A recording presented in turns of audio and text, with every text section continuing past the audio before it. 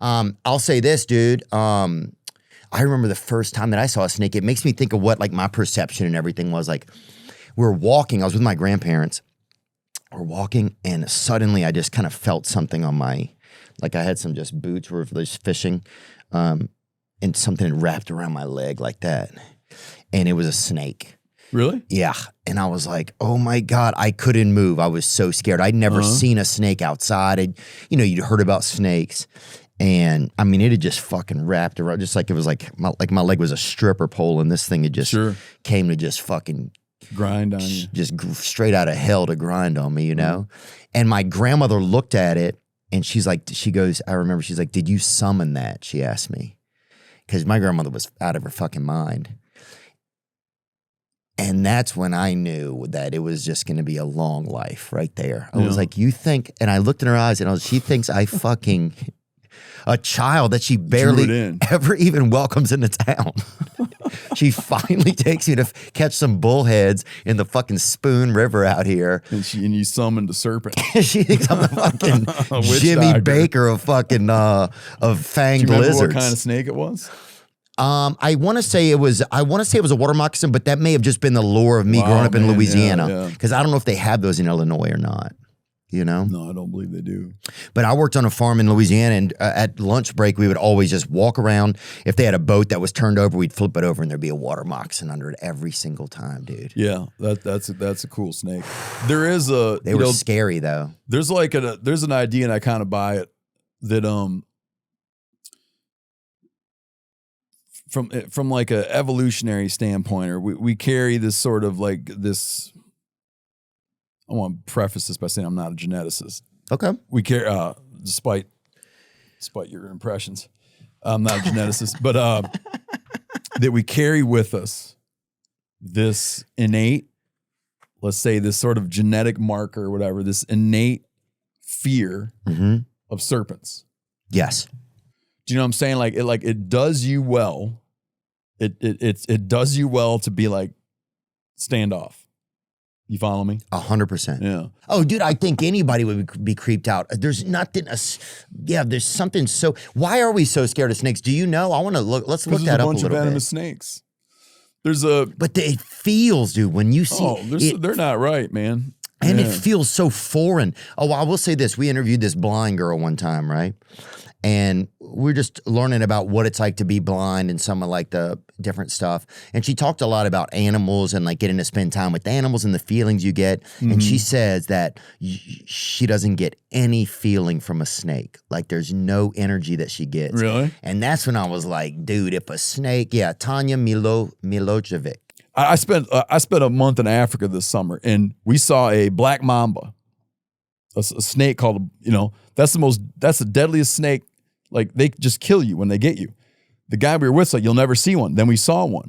So all we talked about was black mambas. Yeah. He didn't bite anybody. Right. But all of a sudden, like anytime I sat down, once I saw that son of a bitch, I saw a puff adder, a black mamba, and a cobra. Damn. Okay. What is a puff adder? Oh, he's a bad mother licker, man. Pull up how he gets around. Pull up how he gets around. A puff adder? Yeah, watch how he gets around. You think of a snake doing a serpentine movement? For sure. Well, check his ass out. Pull up him getting around. Oh shit. He just wiggles along like a centipede. Shorty Bay got that fucking, he not even. Look at that. No, he don't need to do. He doesn't even leave a footprint. He don't need to. Oh. So that's what you call cutting corners right there. That's the kind of employee that I need. Dude, that dude he's got his scales just walk, man. Yeah. That's crazy. I don't know if this is true. You want to hear something they told me about that thing? This Kenyan dude told me. He told me that, I don't know if this is true, but it's just it's a wonderful detail. He told me that puff adder, he strikes so fast. We just caught one crossing the road and got out and messed with it a little bit. Not up close, but distant mess with it. That puff adder strikes so fast, this guy was telling me this could be total lore. Don't even look it up because I don't want you to refute it because it's too cool. He says that he can hit a balloon twice. He can hit a balloon twice before it pops. Which I don't even know what that means, but doesn't it sound cool? It sounds, like he can before the balloon deflates. I don't know. Oh yeah. So he's got a bad venom. So anyways, we see one of these. We see a black mamba who can cruise around with half of his length up in the air. If he's 7 foot His head, when he's cruising through the woods, when he's pissed, his head's at your navel. Damn. He's a bad dude. Well, he's got some calves on him. You might want to stand a little bit more back. That's what's amazing to me. You know, Why do Indian people love fucking with these in things? Kill dude? Bill, it's a black mamba that kills Michael Madsen's character. Is it really? Yeah, it's a black mamba. Anyhow, the point I was going to make about that innate fear of snakes is if you could do time machine shit, okay? Mm-hmm. And you talking time travel? I'm gonna. Okay. This would be like a really good question to have. Okay. The good use of, if you had like one pass, one time pass. Here's a thing that would be on my list of shit I would be curious about. When after the sort of African diaspora and humans started colonizing the whole world, right? The people that became the first Americans and came in from Alaska. You always hear about the Bering Land Bridge, right? But the land bridge is the size of Texas. It wasn't like a bridge. It was like a landmass. Like people colonizing the New World would have been born and died on the Bering Land Bridge without thinking that they were going anywhere. They were just living their lives. Got it. And slowly spread down. And those were like Inuits, like like kind of natives? They became native. Right. The people that became the Inuits, by our understanding, the people that became the Inuits came much later. Got it. Okay. They came from the Japan and the Aleutians and whatnot. But these like Siberians came into the New World. So by this point, you have hundreds of generations of people had lived in a snake-free environment because they'd lived in the Arctic. Ooh. Hundreds of generations. And then they slowly, generation to generation to generation, they slowly moved down the North American continent. There's two theories that, like Alaska, they don't have a snake, right? There's two theories. There's one that they came through the mid-continent and maybe emerged down around Edmonton, Alberta, onto the Great Plains. That was a fashionable idea for a long time. The currently fashionable idea is they came down the coast. Okay? So now you have hundreds of generations of people that would never have seen or experienced a snake. Yeah. And you got snakes down there just But all of a sudden they spread southward. Yeah. And at some point, one of those sons of bitches is out just, right? Fuck. He's out cruising around, doing his deal. Yeah. And there's one laying there. That happened. That happened. If you could take your time machine and go see that guy, see that snake, did he go, fuck? Or did he jump down and grab it?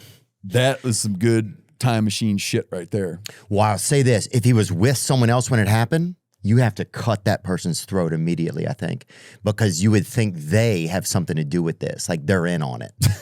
Like that's what I would do. You're like, who the fuck? Who summoned this? Yes. Yeah. Like, your distant ancestor summoned that snake. Yeah, you would think it was like I don't know, but you'd probably seen fish. But I don't know. Do you just get that energy? Yeah, then you would be able to answer the question. That's the way, the one way you'd be able to answer the question. Do humans have some baked in shit? Or is it not that? Right. Yeah, you'd have to go all the way back. There's probably another way too. You could take a child at birth, buy one, sequester it somewhere. Well, they do that all the time. There's Indian babies playing with snake. Yeah, but take one and sequester it so it doesn't get any information from any human beings. Oh, yeah. Let it become an old person and throw a snake in that room. Do they jump back? That'd be easier and less expensive than time travel, but it wouldn't be as authentic, and you'd run into legal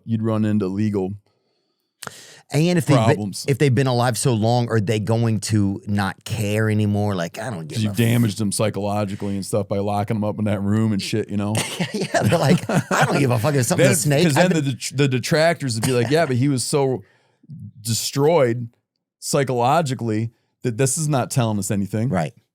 Yeah, I think you're just fucking with a